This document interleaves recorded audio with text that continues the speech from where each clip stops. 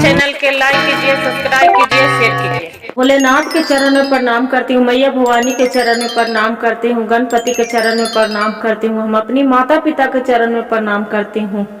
मेरा प्रणाम स्वीकार हो प्रभु, मेरा प्रणाम स्वीकार हो। सभी देव देवी के चरण में प्रणाम करती हूँ, मेरा प्रणाम स्वीकार हो प्रभु, मेरा प्रणाम स्वीकार हो। एक किसी नगर में हरिया और झरिया दो भाई किसान रहा करता था।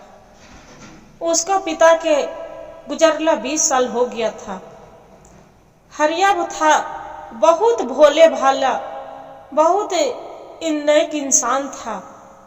बाकी झरिया उसका भाई बड़ा था। दोनों भाई में जुदागी हो गया था, दोनों के शादी विवाह हो गया था। बाकी झरिया था जो बहुत गरीब था, इतना गरीब कि बेचारा दुखरा मजूरी कैले पर भी उसका पेट नहीं भरता था। और झरिया था तो बहुत बड़ा अमीर आदमी था। और उसका झरिया के था तो इसका छोटा सा टूटा फूटा एक मड़ाई और एक दुकान पड़ा था।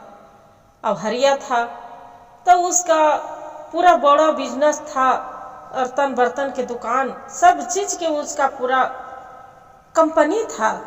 अब एक क्या हुआ, देखिए कोई देख के उतने पर भी वो अपना भाई के सबूरी संतोष उसका बड़ा वाला भाई के नहीं हो रहा था। हरिया के अब जो नहीं हो रहा था, एक दिन मुखिया जी के साथ आके बोलते हैं कि चलिए मुखिया जी, हम अपना भाई से ये जो हाईवे पर दुकान है और उसका जमीन है, काहे न हम उसका लिखा लेना चाहते हैं।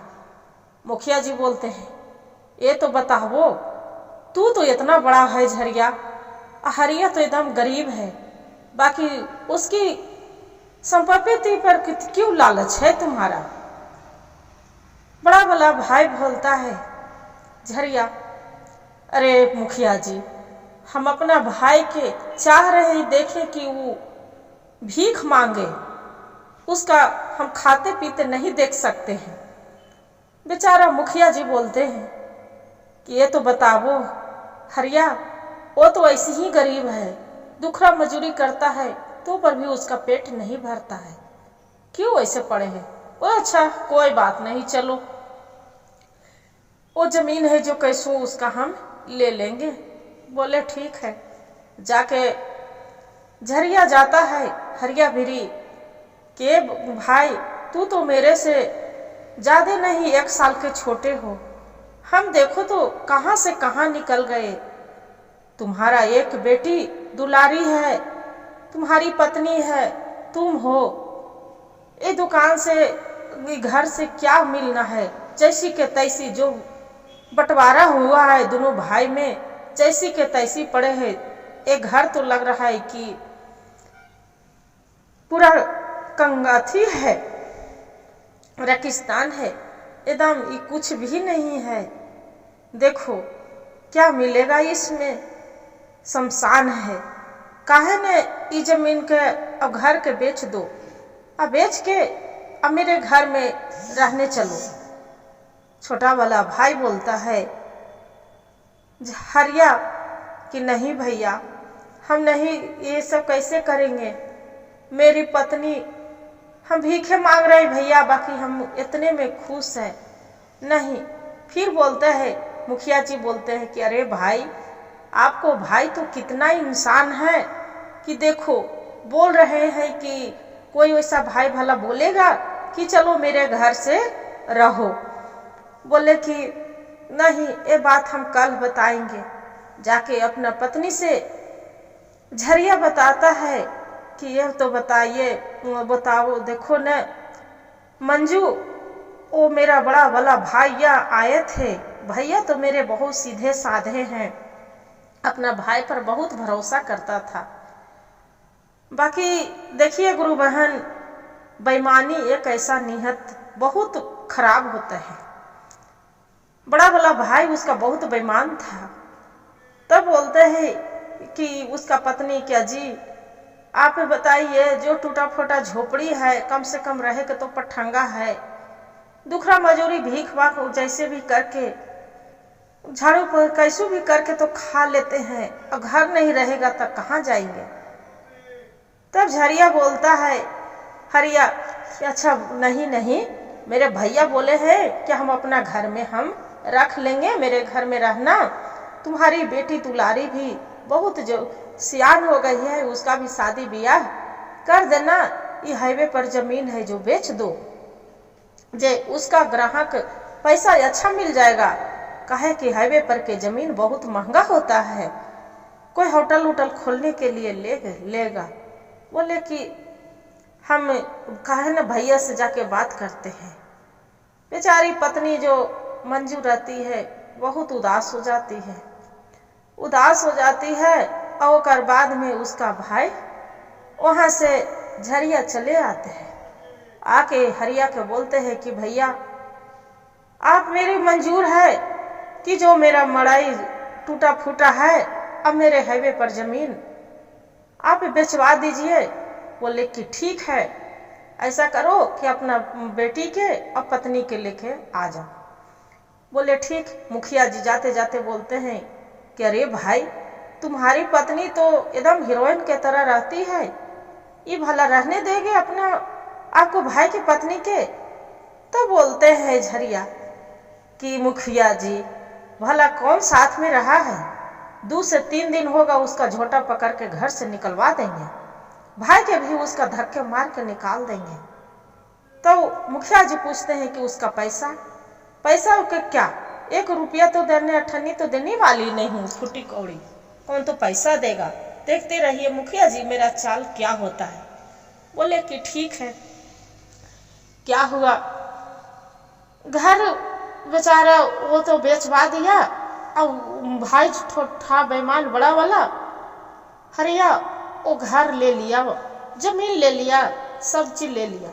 लेके ओकर बाद में 2 दिन बीत गया। उसका पत्नी बड़े वाली जो झरिया के भाभी थी, वो बोलती है कि ये किसका भिखारन के उठा के ले आए हैं। अब भिखारी के लगता है कि बरसों से कपड़ा एगो तन पर नहीं बढ़िया पहनी है, यहाँ से निकालिए, हमरा देख के घिना लगते हैं। उसका भाई बोलते अरे भगवान, 1 दिन कम से कम रुक जाओ, एक कल धक्के मार के निकाल देना। बोले कि ऐसा क्या है? अरे भगवान, उसका जो जर जमीन था उसका सब हम बेईमानी से लिखवा लिए हैं, अंगूठा लगवा लिए हैं, इसलिए वो घर और जमीन जो टूटा फूटा है उसका जानते हैं कि उसमें बड़ा दुकान चलेगा। बोले ऐसा बात? तो कि हाँ। क्या हुआ, बिहानी हुआ, उसका भाई के बोलते भैया पैसा दे, कुछ देते तो मेरे बेटी के दुलारी के शादी करना है। जे जाते कन्हू रिश्ता उश्ता देखते, बड़ा वाला भाई बोलता है हरिया कि कहाँ से ये पैसा, कहाँ से, कौन बोल दिया कि आपको पैसा है? तो कि भैया मेरा जो जमीन था हाईवे वाला और घर वाला जो घर टूटा फूटा जो भी था उसका पैसा भैया।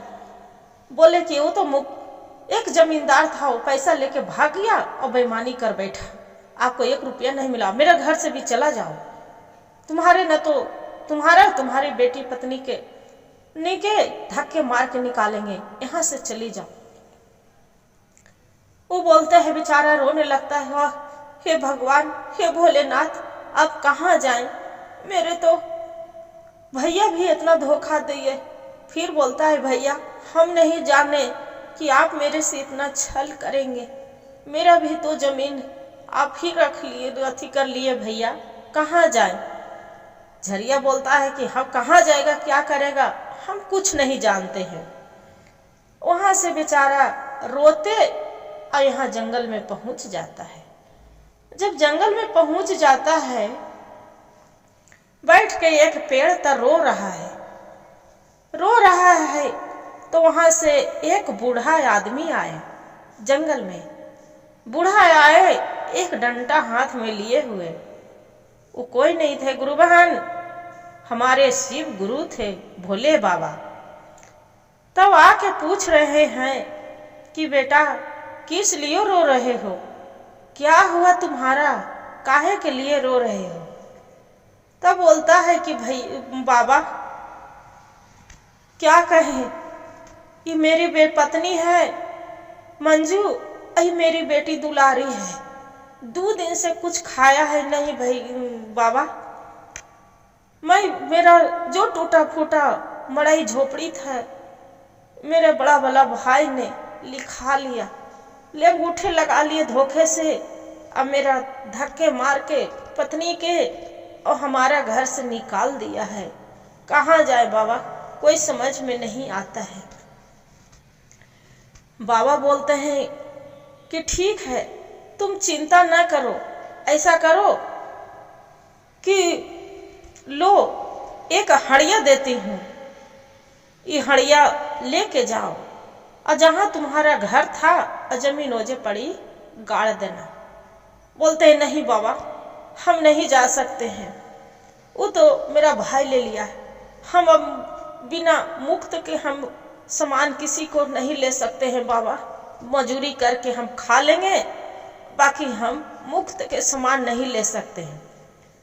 तब बाबा बोलते हैं कि देखो बेटा, आपको जरूरत पड़ेगा आप ले जा सकते हो, बाकी वो नहीं लेता है। फिर बाबा बोलते हैं कि लो एक मुट्ठी चावल लो, ये चावल ले जाके अब वहीं पड़ी तू जेता घर था वहीं घर तर रख देना, तुम्हारा जरूरत पड़ेगा।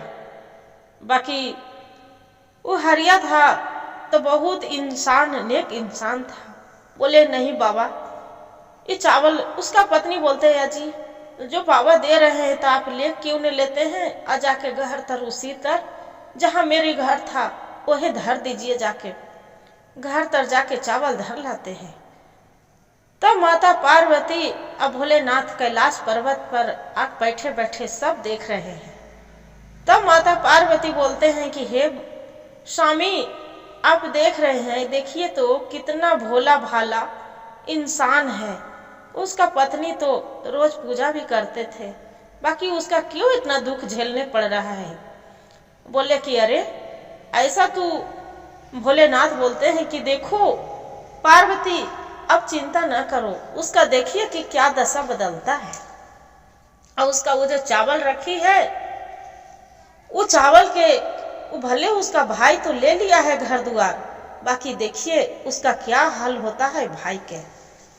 क्या हुआ गुरु बहन, चावल रख के आ गया, फिर जंगल के बेचारा बेटा उसका पत्नी और वो एक बेटी थी दुलारी और वो झरिया, दोनों तीनों प्राणी रो रहे हो, जब बैठ के भूख के मारे तड़प रहा है, छटपट छटपट प्राण कर रहा है।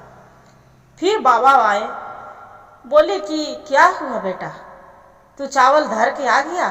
ताकि हाँ बाबा, हम तो चावल धर के आ गए, बाकी मेरे अब लग रहा है कि जान नहीं बचेगा बाबा, आज 5 दिन भूख अन्न के गिरना, प्यास के मारे लग रहा है कि अब प्राण निकलने वाले हैं, भूख के मारे तड़प रहा है, कहाँ जाए बाबा, कोई समझ में नहीं आ रहा है। बाबा बोलते हैं कि लो ये जो कल हड़िया दे रहे थे, कल हड़िया हम दे सकते थे, बाकी ये हड़िया भी आपको भाई छीन लेता, इसलिए आपको जोड़ जुलूम हम नहीं किए हैं।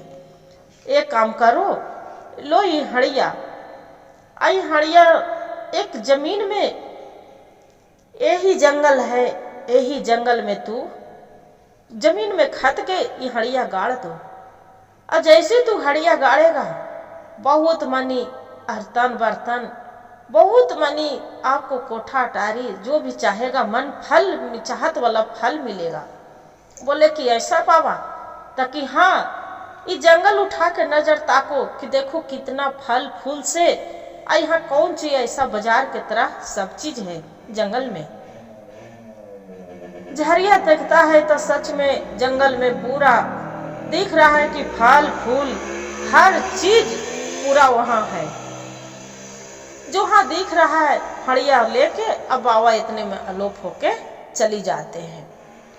तो जैसे ही जो जमीन में हड़िया गाड़ते हैं, तब देख रहा है कि पूरा 3 तल्ला मकान, बहुत सुंदर बाग बगीचा लगल, तालाब, बहुत अच्छा घर दिख रहा है। निकल गया। जब निकल गया रहने लगा। अब ईद हो था। उसका भाई हरिया, झरिया के भाई हरिया उस देख के बम्बोला हो रहा है कि अरे ये कैसे तरीके कर रहा है, कैसे इतना कमा खा रहा है, इतना सुंदर जंगल में भी जाके भी वो उसका क्या किस्मत है, कौन जादूगर कर दिया है कि उतना किस्मत चमक गया है। एक टुकड़ी पर रोटी पर वो मोहताज था और जो उसका इतना हरा भरा कैसे हो गया। काहे ना उसका हम अपना भाई के और उसका पत्नी के हम काट डालेंगे। क्या भाई तो वहां से तमतमायल आया।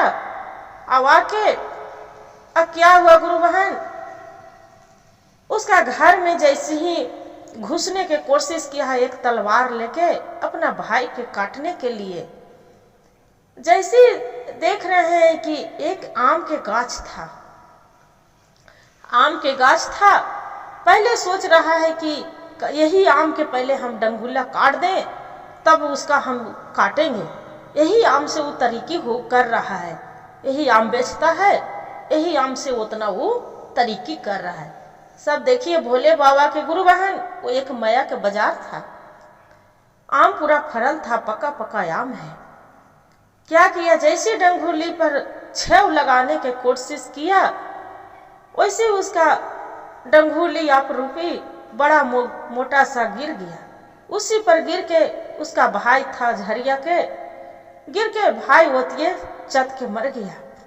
भाई होने से निकला घर से, तब देख रहा है कि अरे मेरा भैया तो यह पड़ी मर गए।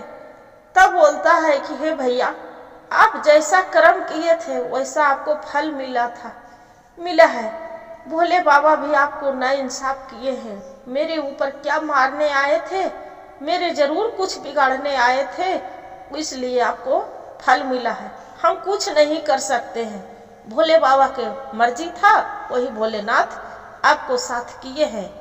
आप जाइए, आप रहिए। गुरु बहन हरिया और हरिया के पत्नी और उसका एक बेटी दुलारी जीवन खुशी खुशी बिताने लगे।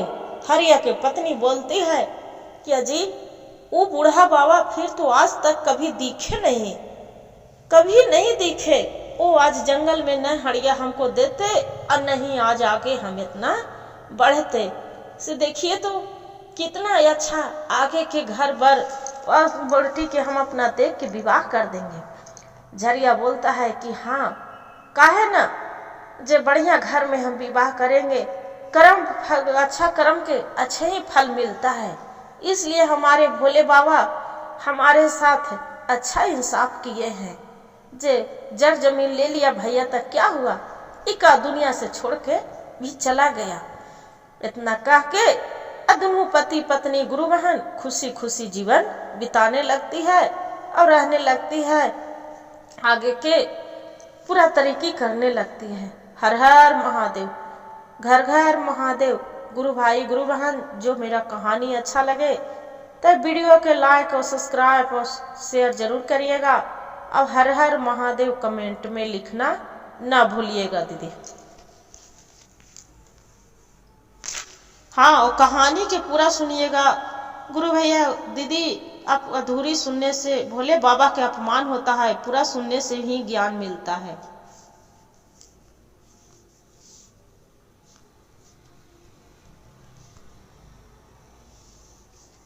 हर हर महादेव लिखना ना भूलिए।